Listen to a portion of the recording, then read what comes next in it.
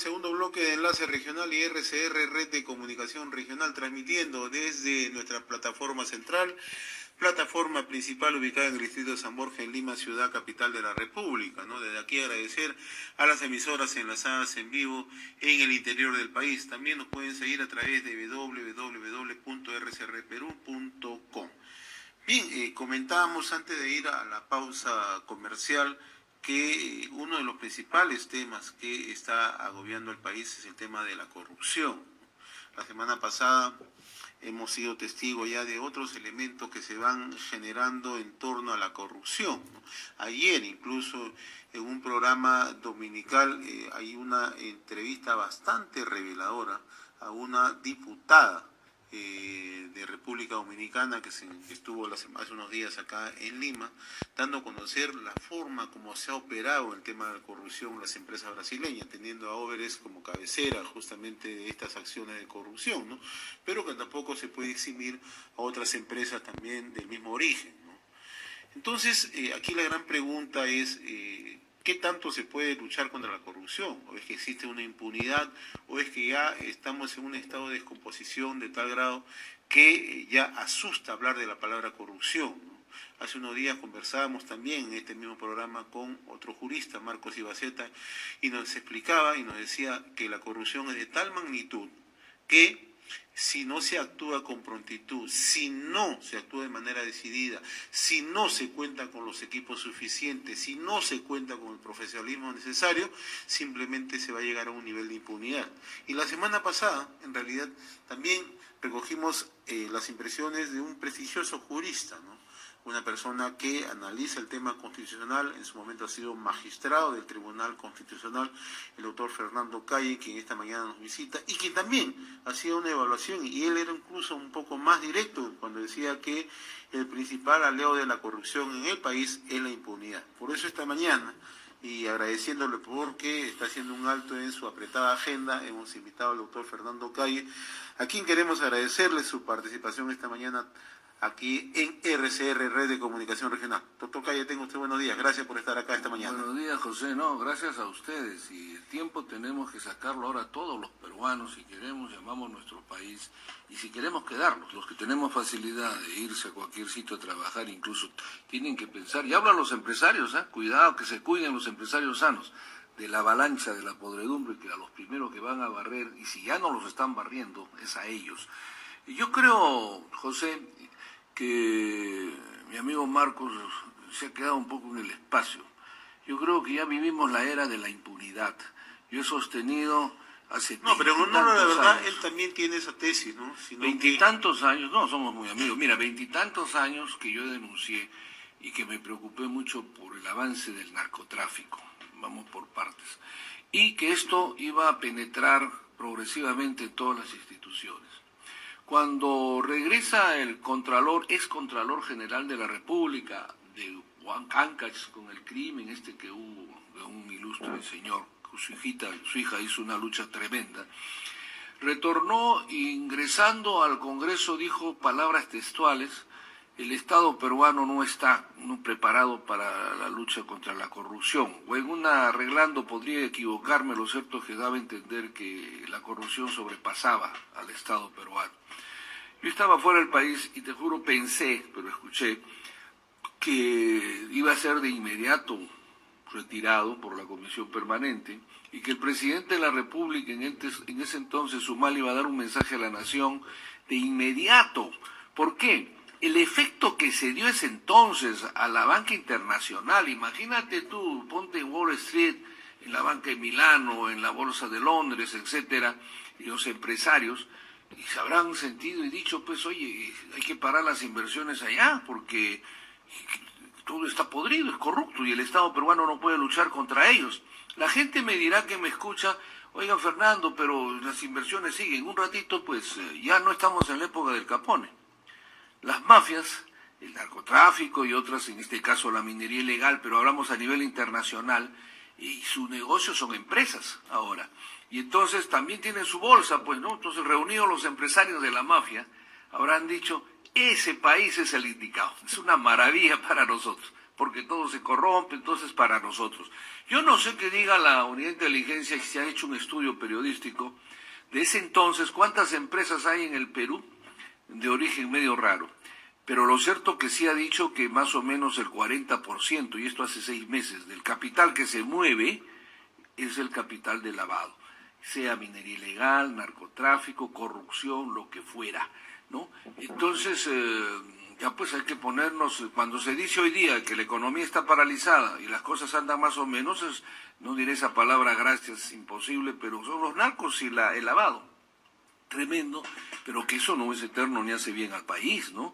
Entonces, la impunidad es la gangrena de nuestras instituciones y de nuestra frágil democracia. La corrupción, José, ya no está en los políticos, me refiero a que en sus manos no está, porque nadie respeta al Parlamento, parece que no hubiera Estado. Dentro de este Estado quebrado, lo que queda es el sistema judicial. Ahí está nuestra desgracia, porque la impunidad está ahora en el sistema judicial. Antes de pasar a ese tema, porque sí me interesa hablar del Poder Judicial, me interesa hablar del Ministerio Público, Tribunal Constitucional, lo que me interesa a mí es un poco darle una mirada. Usted ha hecho una evaluación, nos dice que de narcotráfico, el blanqueo y la manera como han ido penetrando y sofisticando justamente pero esa natural. Pero yo quiero ir un poco más, ¿no? Y en los últimos años ya hemos asistido a un tipo de corrupción ya casi legitimada, ¿no? Está institucionalizada, y la gente se ha acostumbrado. Incluso ya ha sido planificada, porque cuando uno ve cómo estas empresas brasileñas han tenido incluso una oficina de inversiones estructuradas, como lo han llamado, sus objetivos ya no eran generar una obra, sino ingresar a 11 gobiernos como lo han hecho. Era poner gobernantes, mi querido José, entonces, poner el aparato político. Escenario, ¿no? Ya no quieren tratar con las empresas, ¿no? Sino quieren poner los gobiernos para a través de ellos saben que enriquecen a la gente que esté en ese gobierno. Entonces habría que recordar, yo le digo a Jenny Vilcatoma con todo el cariño, porque creo que nos encontramos en una radio, y ese día muy afectuosa, yo también le tengo el cariño, pero no puedo dejar de recordarle que me prometió que no iba a pasar una semana y no ha pasado nada. Me refiero a que ella de alguna forma, no todo, con méritos extraordinarios, le debe su ascenso a la política gracias a una denuncia que adelantó lo de Odebrecht. Así es. Y que escandalizó al país. Y que es lo que contra el exministro Figalo, directamente. No solamente él, estaba Juan Jiménez Mayor, el presidente del Consejo de Ministros, ¿no? Y primera vez que escuchamos esa expresión de que Odebrecht saca presidentes, ¿ok? Y que tenía documentos que no debían tenerlo. Esa cosa llevó a la ex procuradora y que nos trae hoy día la contradicción. Hoy, en ese momento, todos los que están hoy día en el gobierno, en oposición, defendieron a Jenny y a la señora Príncipe, fue un escándalo que dejen trabajar a los procuradores, hoy dicen lo contrario, ¿no? Ya no quieren que trabajen los procuradores. Pero voy a esto, ella hizo la primera denuncia, la escucho a veces en el hemiciclo, en las radios, ¿no? Sobre lo mismo. Yo me pregunto, José, y le pido por favor, ¿ha hecho la denuncia? ¿No? Entonces, que no vaya a ingresar nuevamente a ese ciclo de los mismos políticos que, yo no voy a usar la palabra tradicionales, o aspirantes a políticos, porque la política no se improvisa de tan pronto, que es otra de las desgracias del país. Pero dado lo mediático, que nadie niega, pero yo le diría a Jenny, por Dios, ¿cuándo vas a denunciar? Yo como un simple peruano, la gente va a empezar a preguntarse, todo el pueblo, bueno, ¿y por qué no denuncia? Si ella tiene las pruebas. Además, ella tiene hoy día parte del poder, nadie le va a negar, y una denuncia ante el Ministerio Público con esas pruebas, que además fueron el origen del ascenso en esta posición política, que dura a veces poco o mucho. Eso es un trampolín, hay que decirlo. Bueno, sí, pues sí, tú lo dices, un trampolín, pero esos trampolines así bruscos, si no hay lealtad, terminan muy pronto. Porque fíjate, la gente ya está perdiendo eso, que la gente no le gusta que los traten como débiles mentales, que es algo así como nos están tratando hoy día, ¿no? Engaños tras engaños. Entonces, ¿hasta cuándo va a durar pues, el discurso de lo que pasó con esos ministros si nadie la denuncia? Y la única que puede denunciar es ella y los otros procuradores o adjuntos a Procuraduría que estaban, creo, en esa reunión, según ella es la que tiene todo de este tema, del origen de lo de Odebrecht, y creo que la prensa y el pueblo se estará preguntando, bueno, cuando viene a los medios y ya denunció, ¿cuándo denuncia? ¿Cuál es el documento para respaldar el pueblo a que el fiscal de la nación, de ser el caso por la jerarquía de los denunciados, claro, porque entre una denuncia mediática y una denuncia formal hay bastante... Una distancia de kilómetros. Así es. Ahora que formal, y ya pasó más de un año y medio, hasta ahora, ¿no? Ya pasó las elecciones, ya fue elegida Jenny, ojalá no sé cuál es su continuidad en la política, pero en realidad no puede ser un solo eslogan, ¿no? O sea, la gente se pregunta y dirá, bueno, ¿y cuándo va a denunciar? Y ustedes también estarán diciendo, bueno, viene aquí, conversa con nosotros, pero de la denuncia nada, ¿no? Es solamente un recuerdo, ¿no? Yo dije, yo denuncié, no, pues, así no se hace. Yo le planteaba la anterior... Pero ¿me permites un minuto? Quiero aprovechar esta circunstancia para invocar a todas las radios de provincias, de Lima, y de quienes nos estén escuchando y vía televisión de cable o internet, algo que también debemos reaccionar. Yo creo que si queremos luchar contra la impunidad, que es la corrupción, su origen, su madre de esto, definitivamente tenemos que apoyarlos a ustedes. Y los de las provincias tienen que ponerse fuertes, quizás un frente, porque está probado que las grandes empresas periodísticas son las que están vinculadas a estas empresas que han corrompido el país. Y entonces, obviamente, tú no vas a ver que los medios tan importantes hablen de esto. Es como hace un tiempo, si tú notas toda la campaña política anterior, nadie ha hablado de narcotráfico. Hoy en el gobierno no existen los narcos, ni para la oposición, ni para el gobierno. No, esa palabra no existe. Aquí no hay narcotráfico, deben ser empresarios sanos, no sé, pero nadie los menciona. Y quiero terminar para dejarte en esto, como yo felicito también al policía que asesinó a ese muchacho que perdió por razones que también habría que investigar, pero yo le digo, señor ministro del Interior, mi querido Pedro Pablo, ¿no creen que merece una condecoración mayor los policías que encontraron y detuvieron militares en ejercicio o en retiro dentro del círculo militar con droga? Así es. ¿No creen que eso es más loable sin quitarle los méritos a este suboficial? Nosotros nadie conoce, se silenció la noticia. Se silenció. Por eso es que nuestra única esperanza son la prensa como la que tú diriges. Ahora, yo quería detenerme en algo, ¿no? Cuando nosotros ahora analizamos el tema de la corrupción en la actual coyuntura del país, ya nos encontramos con otras variables, ¿no? Hoy ya la variable es toma de control de gobiernos, presencia activa de empresarios connotados en estas acciones de sobornos, de coimas, un sector de la prensa comprometida, otras instituciones comprometidas. Y la gran pregunta que nos hacemos es, ¿estamos nosotros en condiciones justamente con esta debilidad de enfrentar realmente a la corrupción? Bueno, ¿o es que tenemos que encontrarle otro tipo de mecanismos? No, sí estamos, porque lo que se va a abrir es la puerta de hay una ira tremenda que puede desencadenarse hasta una insurrección, porque la gente dice, yo te pregunto, el Ministerio Público hace más de un mes conoció el caso Toledo. Sí, sí. El caso, la gente ya tiene la convicción de que lo han dejado salir, ¿no? Que lo de la casa, el machete, la caja fuerte, todo ha sido un escenario de distracción, ¿no? Parece que con su conocimiento. Y se está produciendo lo de Belaún del Ocio. ¿Tú te acuerdas que con Belaún del Ocio, cuando ya se le ubicó, ojalá no pase eso, ¿no? Dijeron, no hay la orden internacional, no se ha movido, ¿no? Y entonces eso aprovechó para, felizmente, la reacción del presidente de Bolivia, en cuanto a, aunque no sea su tema judicial, fue una reacción de decisión política, pero a la vez el sistema judicial boliviano funcionó y policial de inmediato. ¿Por qué te hago esta referencia? Porque yo creo que hemos llegado, hace un año, sí, un año y medio, yo envié las cartas notariales al presidente ese entonces, al presidente Kuczynski y a la señora Fujimori, notariales, para que dada la situación que ha empeorado, se actúe como Guatemala, Honduras y algunos otros países en suscribir de inmediato el convenio con las Naciones Unidas para que se instale, José y amigos, aquí en nuestro país, la Comisión Internacional contra la Impunidad. O sea, que vengan las Naciones Unidas. Y obviamente tenemos que, como eso, si es que se decide y el pueblo lo presiona, como fue allá, se hizo realidad.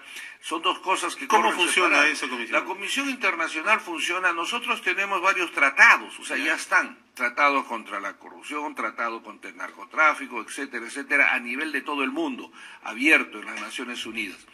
Y el tratado dice, en el caso también contra la impunidad, todos estos tratados están a disposición de los países que los soliciten, países miembros que quieran un apoyo. Guatemala tomó la decisión, no por mutuo propio, ¿no?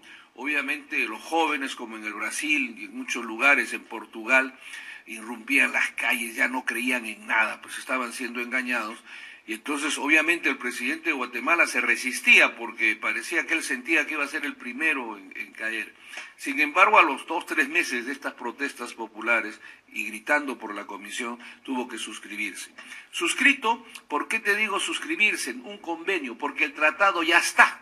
O sea, el tratado madre está. Lo que tiene que hacer el gobierno, podría el Parlamento en un gesto, pero yo lo considero hasta innecesario, porque ya está. El Ejecutivo disponer vía la Cancillería que inicie los trámites de solicitud a las Naciones Unidas para que se suscriba el convenio en mejores situaciones que las otras. Entonces ellos vienen aquí, son funcionarios diplomáticos de las Naciones Unidas especializados en el tema contra la impunidad.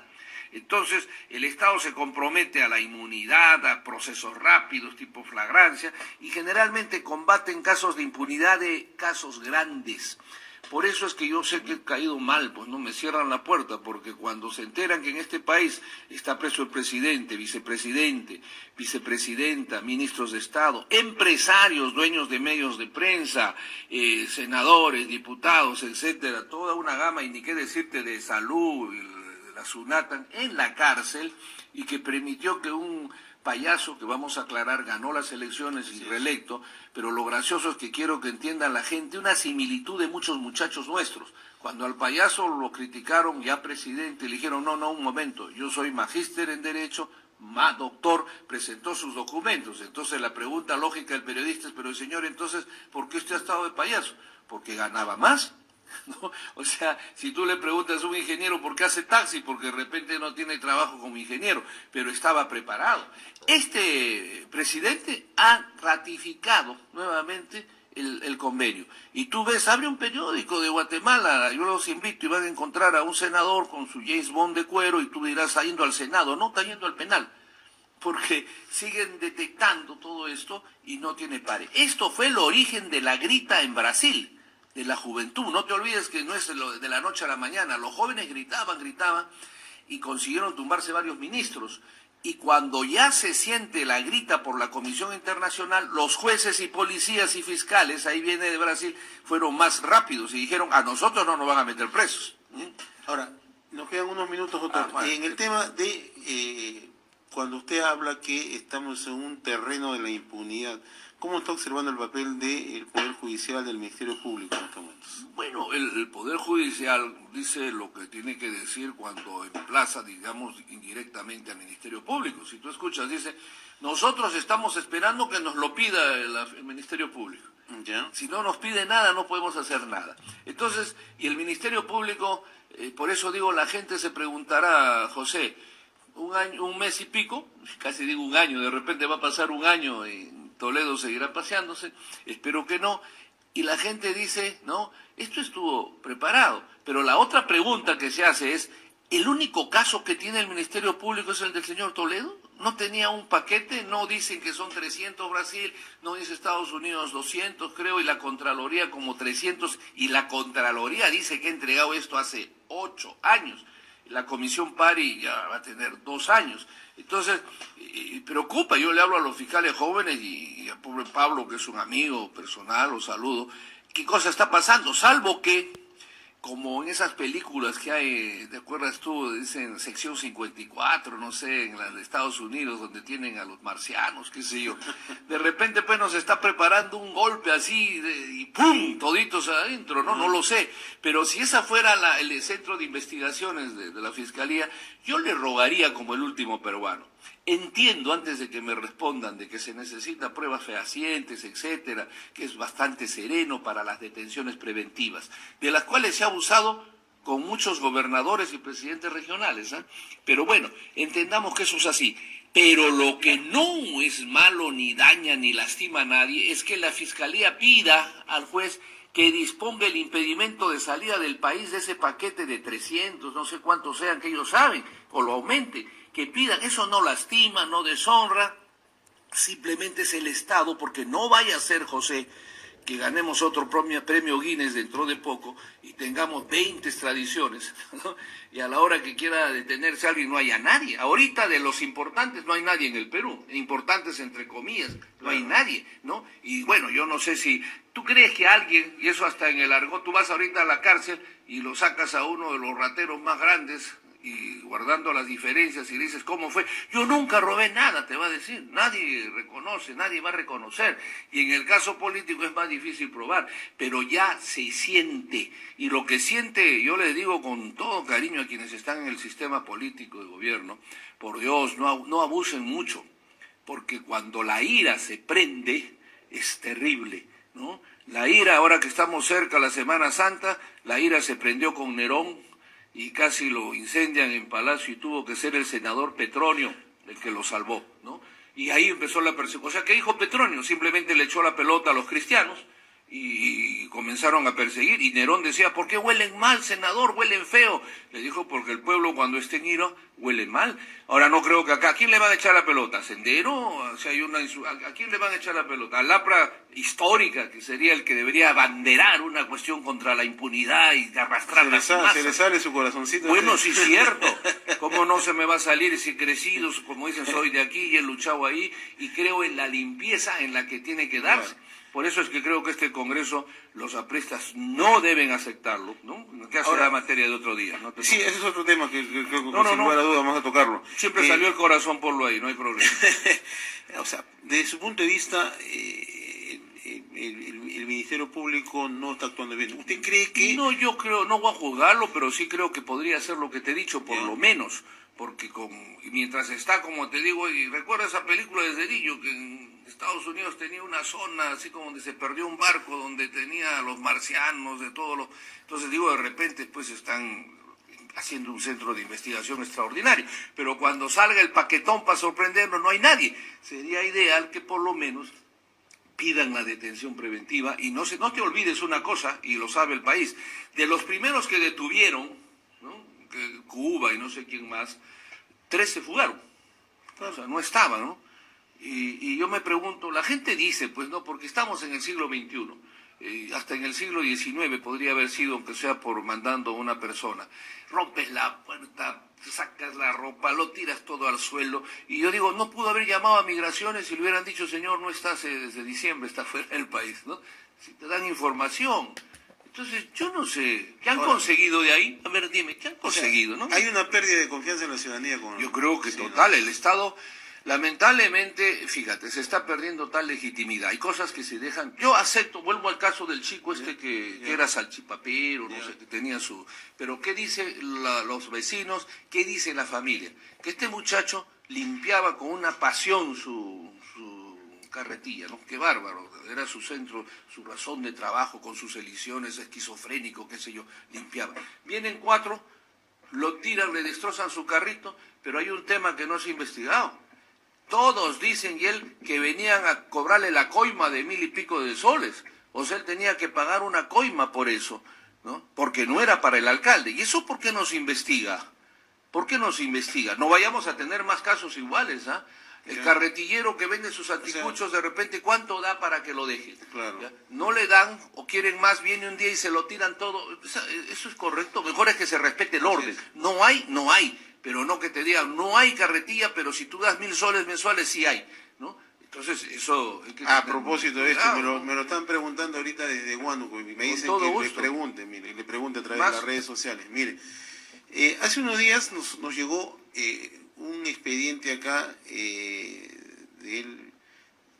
a la redacción donde daban cuenta de una notificación que hizo un fiscal y además no era cualquier fiscal, quien hizo esta notificación era la persona encargada en ese momento del órgano de control interno de la magistratura ya en Huánuco, ¿no? Donde envía un expediente al fiscal de la Nación, Pablo Sánchez Velarde, donde informa sobre un presunto hecho ilícito incurrido por un fiscal provincial en Lauricocha, lo que nos dice, ¿no? ¿Ya? Además, este fiscal provincial es provisional, ¿no? ¿Ya? Contra un ciudadano, le pidió 1000 soles para supuestamente resolverle un caso, ¿no? Y este hecho incluso ha sido denunciado, el fiscal Pablo Sánchez Velarde tiene la información, ya pero hasta el momento no es resuelto. Estarán concentrados en Odebrecht, pues no te digo, estarán concentrados no, pero este en una caso cosa grande. Pero estos casos, por ejemplo, en este caso que en este caso ¿sabe lo que dice acá? Deslegitima la confianza. Ya, pero mire, incluso lo que ellos dicen en el documento es que hay delito de cohecho pasivo específico y hasta el momento acá en Lima no dicen nada. Bueno, es que fíjate, yo creo que aquí las responsabilidades son tan graves. Yo diría algo, hemos esperado tanto tiempo que la corrupción, por eso es que digo, no sé cómo podemos reaccionar, la corrupción está desde la cabeza. O sea, ya no está en los pies, desde la cabeza. Y no lo digo yo, la ministra de Justicia actual, bueno, en lo que está, dice, la corrupción está en todos los lugares del Estado, ha ingresado a todos. El presidente dice, esto es una podredumbre. Pero yo le pregunto, señor presidente, para empezar, nos habla de las declaraciones juradas patrimoniales de los funcionarios.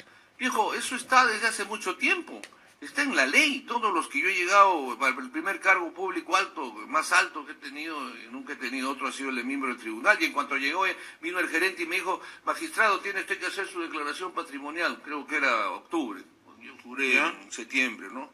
Inmediatamente la hice, y así todos los años.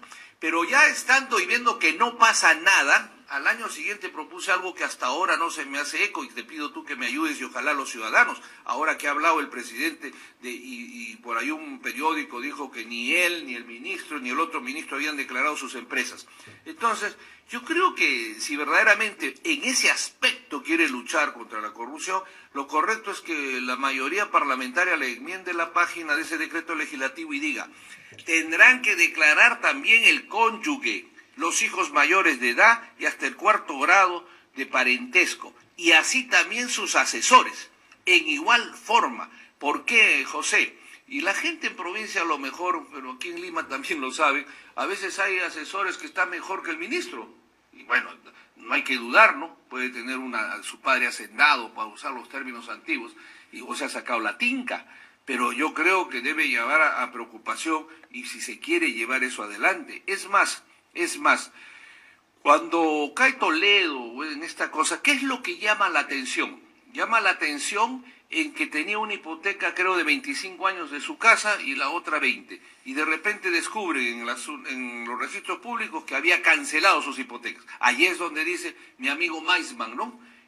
O la abuelita también, bueno, ahí surgieron la suegra. Entonces yo aquí te quiero decir, antes de finalizar, yo ruego a los parlamentarios, confío más en el pueblo, en los periodistas como tú, que inmediatamente se dé un seguimiento de cuántos parlamentarios, ministros, magistrados, jueces, etcétera, todo el escenario del poder han sacado propiedades a crédito a 25 o 30 años, y que se haga un seguimiento si ya lo han pagado de repente, ni siquiera ha pasado 5 años y ya está cancelado.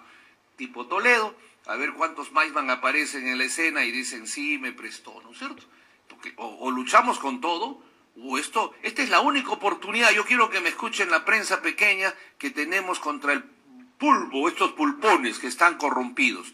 Esta es la única oportunidad que tenemos los peruanos. En RCR, Red de Comunicación para mí, Regional, y espero tenerlo en una siguiente oportunidad para seguir hablando de otros temas que tienen que ver justamente con el aspecto jurídico, el aspecto constitucional y también el tema de la corrupción, que definitivamente es uno de los principales problemas. Yo te pido, por favor, los jueces que me escuchan y los fiscales, hay un malentendido sobre el árbol del fruto prohibido, o sea, la prueba ilegal.